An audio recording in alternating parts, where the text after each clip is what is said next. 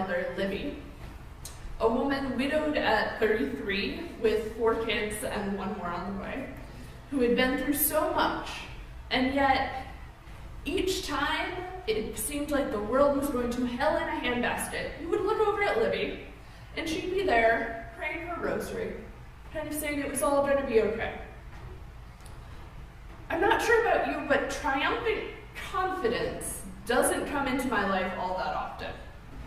Particularly around spirituality and belief, confidence is maybe not at the top of our values, especially given our non-creedal tradition where belief is not at all required to be a part of community. We are not necessarily a sure people. We are not certain that we know what will happen next. And there definitely are times we don't 100% believe that God will swoop in and have our back. Our psalmist this morning begins by declaring that God is central in their life and there is no need for fear. But the farther we read, that doesn't seem to totally be true. God may certainly be central in their life, but the second half of the psalm is crying out for God. Answer me. Do not hide your face from me. Do not turn me away in anger. Do not cast me off. Do not forsake me. Teach me your way, and do not give me up. That isn't what I would call certainty. In fact, it sounds like pretty normal uncertainty. Life is weird and scary, and even that which is central to us cannot always be depended on.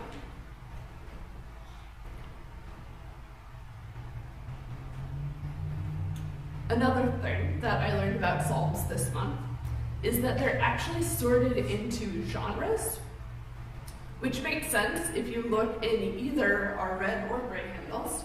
You'll see that the songs and readings are grouped by theme, which of course is quite useful when you are the one putting together a service. The 2 largest genres of psalms are ones of lament and ones of thanksgiving. Both mine and Adam's psalms today are in a subgenre of thanksgiving psalms called Songs of Trust. So while parts of this psalm may be a triumphant song of confidence, it is also a song of trust. And trust doesn't need us to be confident or certain or sure. Instead, trust is what happens when we have none of those things and choose to hope and believe anyway. Our psalmist may not actually be all that confident. Instead, this is a song of trust. They need God. They're depending on God. They feel like the world is going to hell in a handbasket, and they are not all that sure that God will be there. But despite that, despite the evildoers and threats of war and adversaries breathing violence, despite this uncertainty that God will really be at our back, that God will show God's face, we come to the second to last verse. I believe that I shall see the goodness of God in the land of the living. I believe that I shall see the goodness of God in the land of the living. There's our trust, our moment of inbreak and our moment of hope. Through all of the enemies and foes, they still believe, our psalmist still believes in the goodness of God, and that it will manifest here on earth during their life.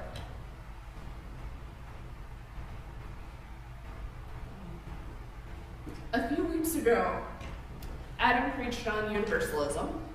I think it was Halloween, which is, as you know, a tradition that believes even though humanity is imperfect and frankly awful a whole lot of the time, God is still too good to need to see us suffer. and that the suffering we experience here on earth at the hands of each other is the true hell.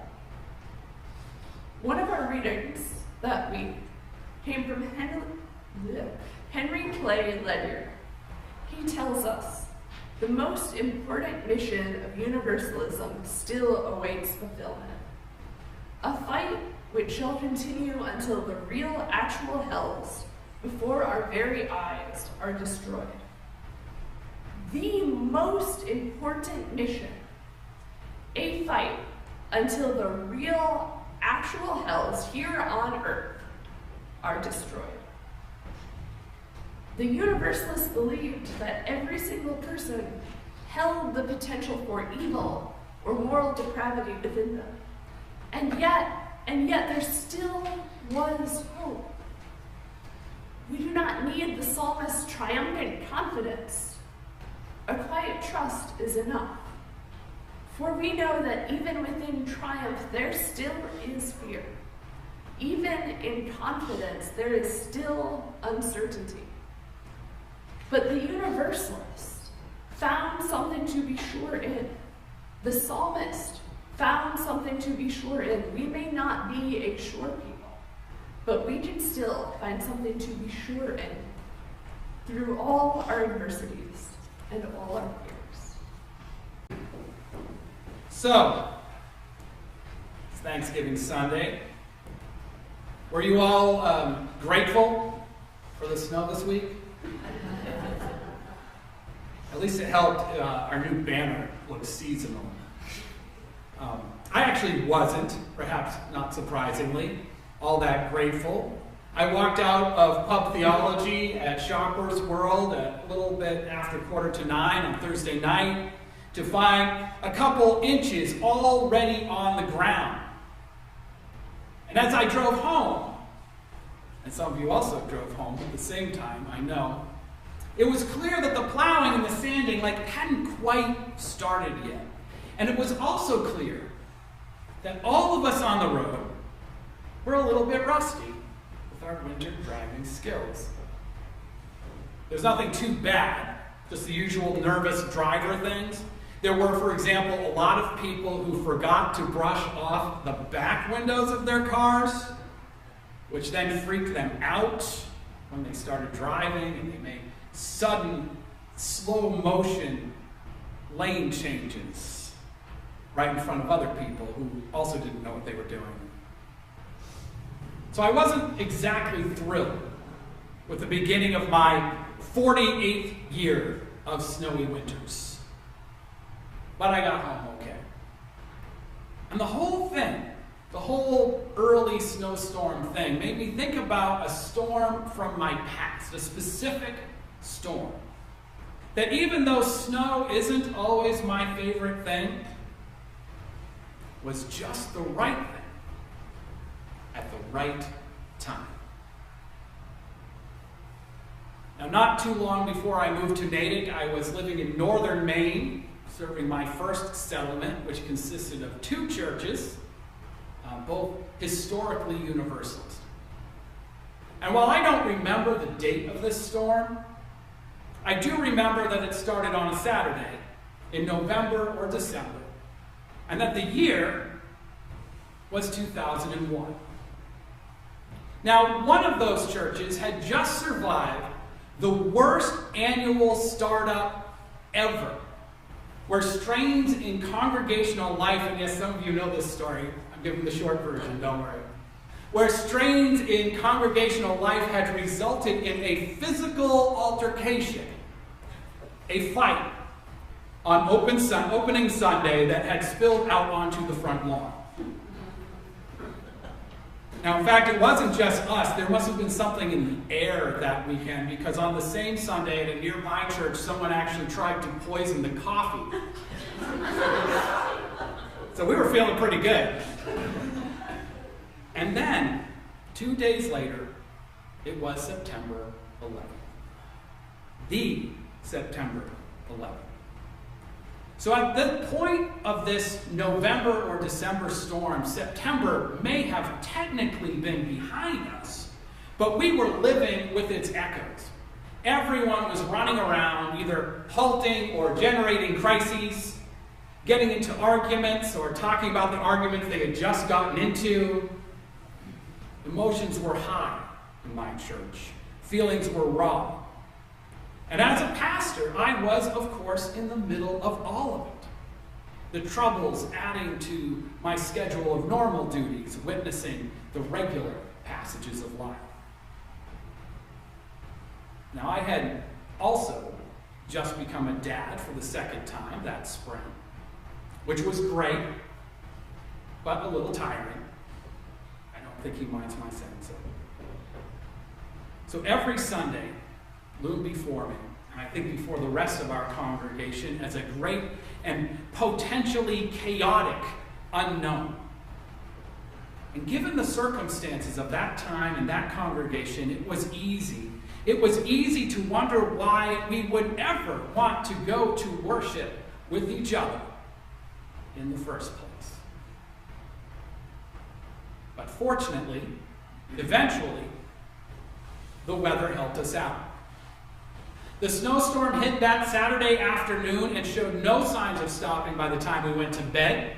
And the next morning, it was still snowing, so we canceled church. And then the snow went on into the evening, and there was nothing we could do that Sunday but go out and shovel and come back into the house to warm up, and then go out and shovel again. There was an enforced pause in the cycle of our lives. Now, we couldn't get together in person otherwise to complain. In rural Maine, people don't live that close together. Also, we had sketchy dial-up and cell phones, well, kind of cool and relatively new. Cell phones didn't work where we lived because of the mountains. So instead of running around, worrying about the problems of my church and the problems of the world, I did what everyone else did in the area that weekend. I sat with my family and looked at the snow. I cannot speak for the rest of that congregation, but it was exactly what I needed. I didn't go to church that day, but I worshiped and I was renewed. And I believe that at least some of the others were as well, because after our enforced time out that the snow brought, we did start treating each other at least a little bit better. Our human world was frozen. And what took its place was, in the words of the writer of the 131st Psalm, enough. It was enough for us to keep our souls tranquil and quiet, like a child in its mother's arms. And while I have never really loved driving in the snow, every once in a while you see someone who does. Like, they drive very quickly right down Pleasant Street in front of the parsonage when it's really snowing, and then the police come and pull them over. Anyway, I've never loved driving in the snow, but I do love snow days. Because snow days, and there's been a bit of a theme, so some of you probably know what's coming, snow days are disruptive. They're just like Halloween and Thanksgiving. They mess up the steady rhythm of human society, a society that we all feed, but rarely feel comfortable in. When I was a kid, I hated school. I hated it. And I looked forward to those days, those snow days in the middle of the week, where instead of gathering my books and going off to sit in class somewhere for a grade, I could walk into the woods and see the lines and the colors of the forest transform into something more magical, something closer to what Ralph Waldo Emerson experienced in that famous walk in his essay, Nature. You know the one I mean, the one where he claimed to become a transparent eyeball. All mean egotism vanishes, he tells us. I am nothing. I see all. The currents of the universal being circulate through me. I am part or particle of God, he says.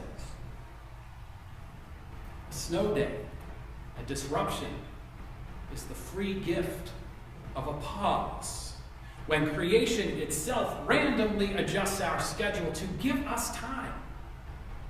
Time for recreation and time for recreation. Time to reach into that elemental part of our human existence where our hearts have no lofty ambitions and our eyes don't look so high, but instead to sit and gaze in wonder, in worship, and in awe, and in gratitude. Of course, now, you and I live in a place with depressingly stable internet connections and cell phone coverage. A place with ample road salt later in the winter and infrastructure. So it is relatively easy for many of us to work straight through that storm. But you know, we probably shouldn't. And there are other times, other hurdles to our progress, other kinds of storms that we also shouldn't just try to push right through, but instead should see and acknowledge and understand, because enlightenment is not scheduled. It does not arrive on the fourth day of our vacations. It arrives at inconvenient times. Sometimes. Probably not all the time. We cannot say that in the midst of destructive fires in California and private battles that overwhelm us, but sometimes the inconveniences in life are the gifts we are meant to receive. We are meant to accept them with thanksgiving and gratitude, whatever they're for.